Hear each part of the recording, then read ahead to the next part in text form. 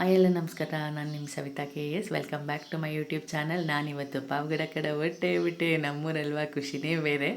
Pavagada circle ಕಡೆ ಹೊರಟು ಹಾಗೆಯೇ ನಮ್ಮ ಷಣ್ಮುಖ ಸ್ವಾಮಿ ದೇವಸ್ಥಾನಕ್ಕೆ ಒಂದು ನಮಸ್ಕಾರ ಮಾಡ್ಕೊಂಡು ಒಳಗೆ ಹೋಗಲಿಕ್ಕೆ ಟೈಮ್ ಇಲ್ಲ.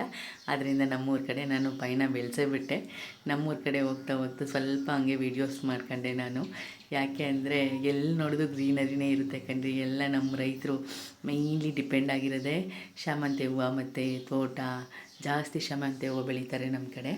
ಅದರಿಂದ ಅದನ್ನು ಸ್ವಲ್ಪ ವೀಡಿಯೋ ಮಾಡ್ಕೊತ ಹೋದೆ. ಯಾಕಂದರೆ ನಮ್ಮೂರಲ್ವ ಖುಷಿನೇ ಬೇರೆ. ಈ ಕಡೆ ಬರ್ತಾ ನಮ್ಮೂರ ಕಡೆ ಬಂದ್ವಿ ಅಂತ. ಆಮೇಲಿಂದ ಬೆಳಗ್ಗೆ ಪಾವಗಡಕ್ಕೆ ಬಂದಿದ್ವಿ. ಮತ್ತು ಇನ್ನೊಂದು ಸರಿ ಅಕ್ಕ ಮತ್ತು ನಾನು ಪಾವಗಡಕ್ಕೆ ಬಂದು ಅಲ್ಲಿ ಸ್ವಲ್ಪ ನಾಳೆ ಪೂಜೆಗೋಸ್ಕರ ಏನೇನು ಬೇಕು ಅಂತ ಹೇಳ್ಬಿಟ್ಟು ಬಾಳೆಹಣ್ಣು, ಹೂವು, ತೆಂಗಿನಕಾಯಿ ಅದು ಇದು ಅಂತೆಲ್ಲ ಪರ್ಚೇಸ್ ಮಾಡಿ ಸ್ವಲ್ಪ ನಮ್ಮ ಪಾವಗಡದ ಹೆಂಗೆ ಕಾಣಿಸ್ತಿದೆ ವೀವ್ ಅಂತ ತೋರಿಸ್ತಿದ್ದೀನಿ ನೋಡಿ. ಯಾವಾಗಲೂ ಬಿಸಿಲಿರ್ತದೆ ಅಂಥ ಟೈಮಲ್ಲಿ ಇದು ಒಂಥರ ಸಕ್ಕತ್ತಾಗಿದೆ ವೆದರ್ ಇವತ್ತು.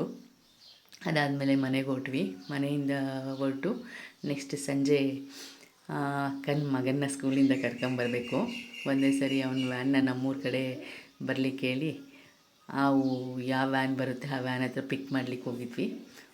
ಹೋಗ್ತಾ ಇದ್ದಾಗ ಏನು ಫುಲ್ಲಿ ಕಾಮನ್ ಬಿಲ್ಲೆಲ್ಲ ಕಾಣಿಸ್ಲಿಕ್ಕೆ ಸ್ಟಾರ್ಟ್ ಆಯಿತು. ಬಿಸಿಲು ಮತ್ತು ಮಳೆ ಎರಡೂ ಒಂದೇ ಸರಿ ಬಂತು. ಅದರಿಂದ ಕಾಮನ್ ಬಿಲ್ಲು ಫಾರ್ಮೇಷನ್ ಕೂಡ ಆಯಿತು. ಸಕ್ಕತ್ತಾಗಿತ್ತು ನೋಡಲಿಕ್ಕೆ ವ್ಯೂ ಮಾತ್ರ.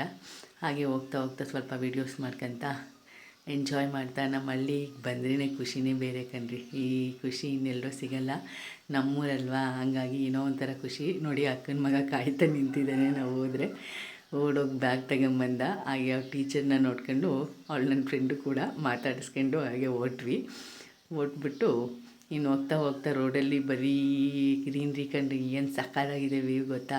ನಮ್ಮ ಅಕ್ಕನ ಮಗ ನನ್ನ ಜೊತೆ ಬರ್ತಿದ್ದೆ, ಕಾಮನ್ ಬಿಲ್ಲು ನನ್ನ ಜೊತೆ ಬರ್ತಿದ್ದೆ ಅಲ್ವಾ ಅಂತ ಹಂಗೆ ಮಾತಾಡ್ಕೊಂಡು ಆ ವ್ಯೂನ ಎಂಜಾಯ್ ಮಾಡ್ತಾ ನಮ್ಮೂರ ಕಡೆ ಹೊರಟ್ವಿ. Thank you. Subscribe my channel.